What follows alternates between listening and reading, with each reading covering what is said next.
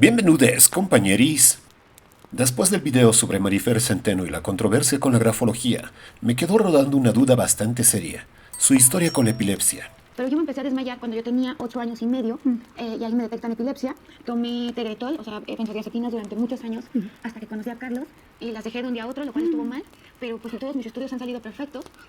Perfectos. Porque a ver, ¿de verdad existe una cura para la epilepsia que la ciencia nos ha ocultado? ¿Es posible curarte de una enfermedad solo con decidir que ya no la tienes? O mejor aún, con la mágica técnica de cambiar tu letra al escribir. Y si esto es real, entonces no sé qué estamos esperando para resolver todas las enfermedades del mundo con un cuaderno y una pluma. Ahora bien, antes de entrar en este tema, una advertencia importante. No soy profesional de la salud, aunque viendo el nivel de algunos expertos en internet, parece que eso ya no es un requisito para dar consejos médicos. Este video se basa en información verificada de fuentes médicas serias, que puedes encontrar en la descripción si quieres revisarlas por ti mismo. Así que vamos a analizar con lupa esta historia y ver qué tan cierto es lo que nos cuenta Marifer sobre su cura. ¿Qué es la epilepsia realmente? La epilepsia es un trastorno neurológico crónico en el que una persona sufre crisis epilépticas recurrentes debido a una actividad eléctrica normal y descontrolada en el cerebro. Dicho de otro modo, es como si el cerebro activara de repente un interruptor de caos, provocando movimientos involuntarios, alteraciones en la atención, el comportamiento o incluso la conciencia. En la antigüedad, la epilepsia se consideraba como un castigo divino, o, mejor aún, una posesión demoníaca, porque siempre es más fácil culpar a los espíritus malignos que aceptar que el cerebro también puede fallar. De hecho, la palabra epilepsia proviene del griego epilambanein, que significa coger por sorpresa, lo cual es una descripción bastante precisa de lo impredecibles que pueden ser las crisis epilépticas. Afortunadamente, en el año 460 a.C., Hipócrates ya tenía claro que la epilepsia no tenía nada que ver con brujería, sino que era un trastorno del cerebro.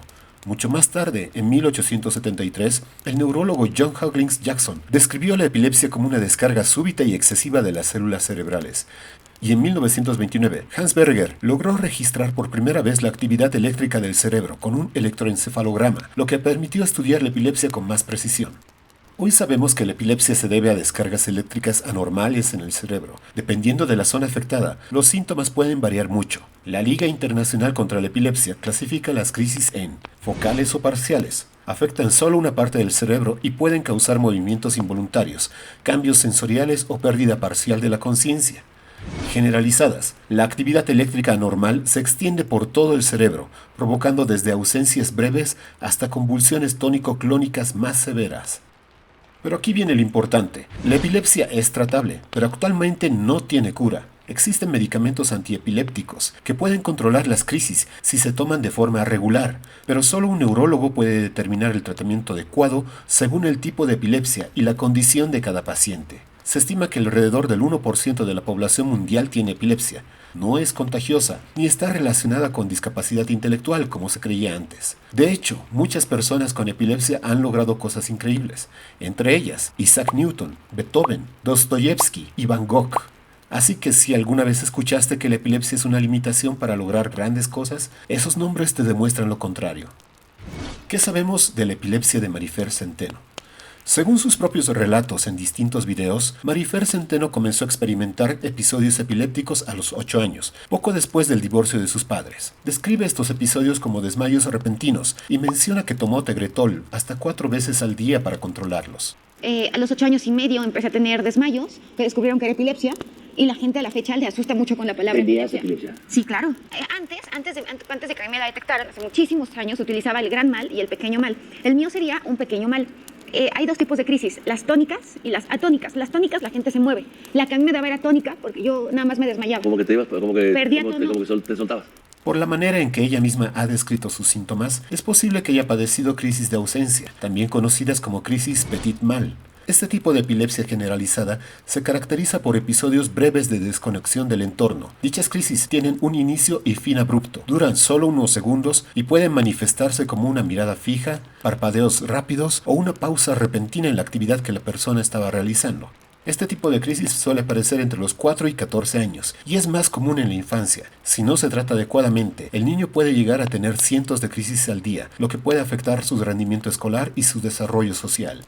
Sin embargo, aquí viene un dato clave. En muchos casos, las crisis de ausencia desaparecen con el tiempo. Esto ocurre porque a medida que el cerebro madura, las conexiones neuronales responsables de las descargas epilépticas pueden reorganizarse y volverse más estables, reduciendo así la hiperexcitabilidad que provoca las crisis.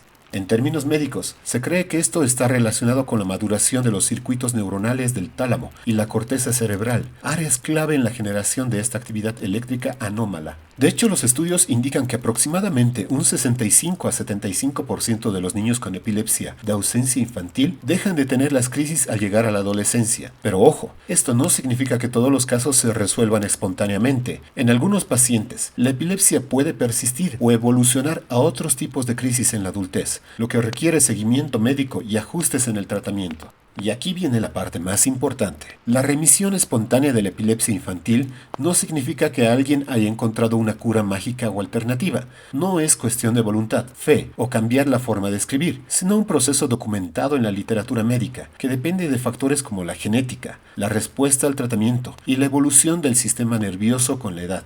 En otras palabras, si alguien dice que dejó de tener crisis y asume que fue por una causa mística, desconocida o revolucionaria, probablemente esté ignorando que su cerebro simplemente maduró, como ocurre en muchos casos de epilepsia infantil.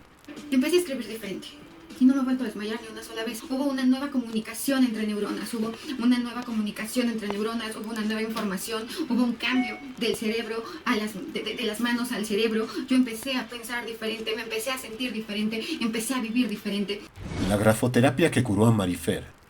Siguiendo con el relato de Marifer Centeno, ella cuenta que a los 19 años conoció a su actual esposo. En algún momento, él notó las pastillas que ella tomaba y tras investigar sobre el medicamento le hizo la pregunta clave: ¿eres epiléptica?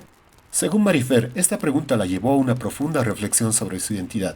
Explica que las enfermedades pueden hacer que una persona deje de verse a sí misma como un individuo completo y pase a ser definida por su condición, etiquetada con términos como la epiléptica, la anoréxica, la acidosa. Cuando yo conozco a mi esposo y él me dice, entonces, ¿eres epiléptica?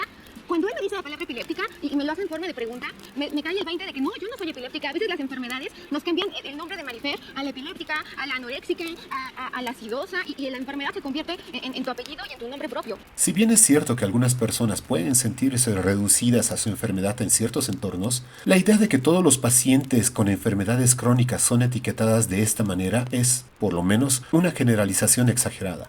En la vida cotidiana, la mayoría de las personas con condiciones médicas son identificadas por sus nombres, profesiones o características físicas, no por su diagnóstico. Es poco común escuchar frases como el asmático, el leucémico o el artrítico en una conversación normal.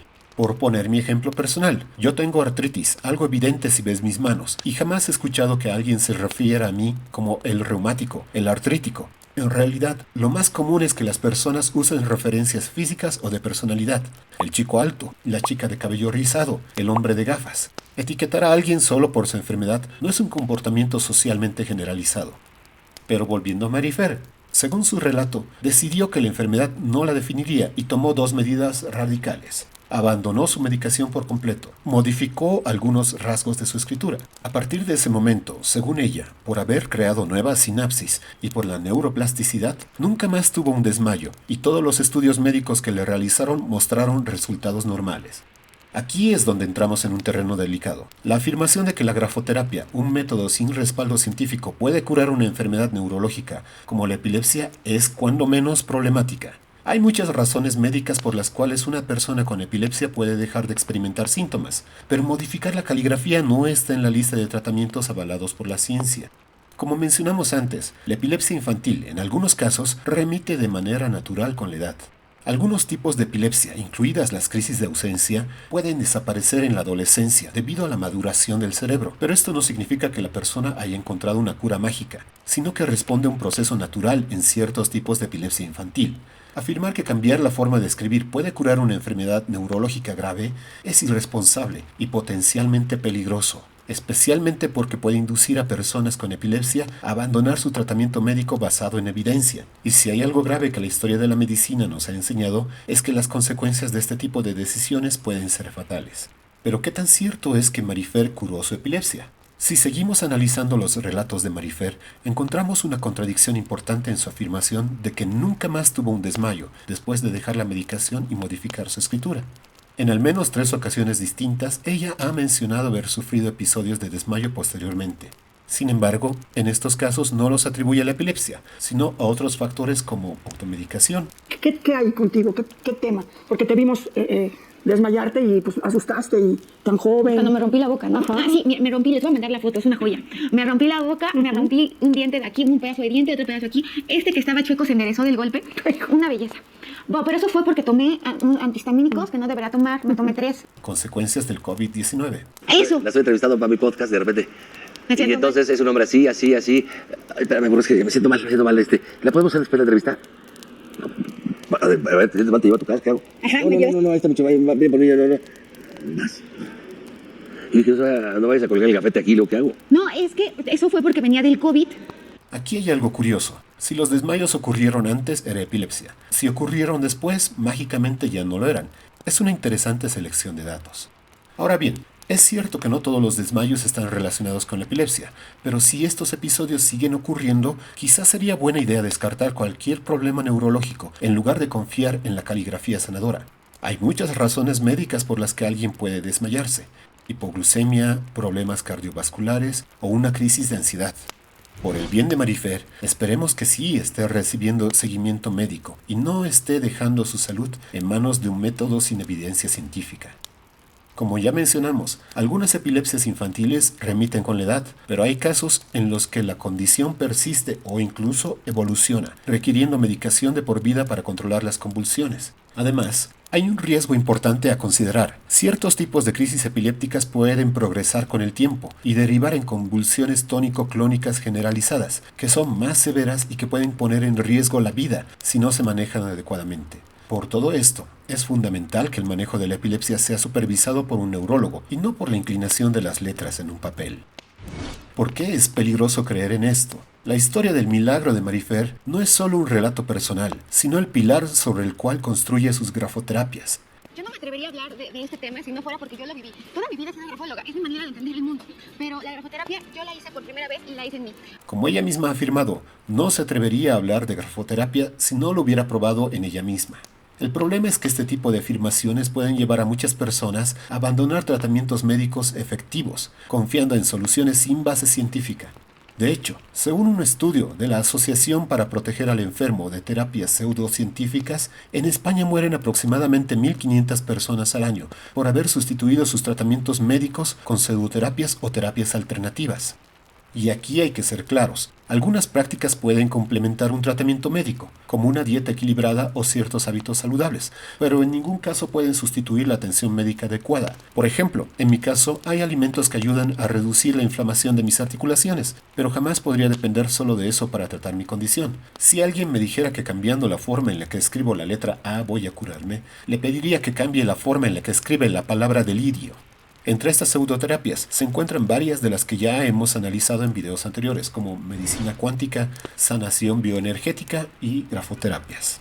Lo que todas tienen en común es que carecen de respaldo científico y dependen, en el mejor de los casos, del efecto placebo. Lamentablemente muchas de estas prácticas no están reguladas adecuadamente. En algunos países la legislación ni siquiera contempla la existencia de estas pseudoterapias, mientras que en otros quienes las promueven han encontrado formas de explotar vacíos legales para no infringir ninguna norma. El resultado es que miles de personas caen en estas trampas, arriesgando su salud y, en casos extremos, incluso sus vidas. Y todo esto porque alguien les vendió la idea de que podían reescribir su destino, cuando en realidad solo estaban borrando su única oportunidad de recibir un tratamiento real.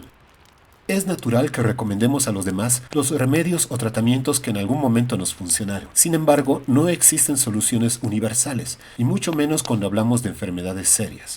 El discurso de descubrí este método, lo probé en mí mismo y por eso lo recomiendo es un argumento clásico de los charlatanes. Estos casos demuestran que cualquier tratamiento serio debe ser prescrito y supervisado por un profesional de la salud. Ignorar la medicina basada en evidencia puede tener consecuencias fatales, y confiar en pseudoterapias solo alimenta un negocio peligroso que se aprovecha de la desesperación de las personas. Así que ahora dime tú, ¿qué opinas sobre la historia de Marifer Centeno y su supuesta cura milagrosa? ¿Has conocido casos similares? Cuéntamelo en los comentarios y no olvides dar like y suscribirte para seguir desenmascarando este tipo de engaños. Nos vemos en el próximo video. Hasta pronto, compañeris. Yo soy mujer de ciencia, y a los resultados me remito, ¿no?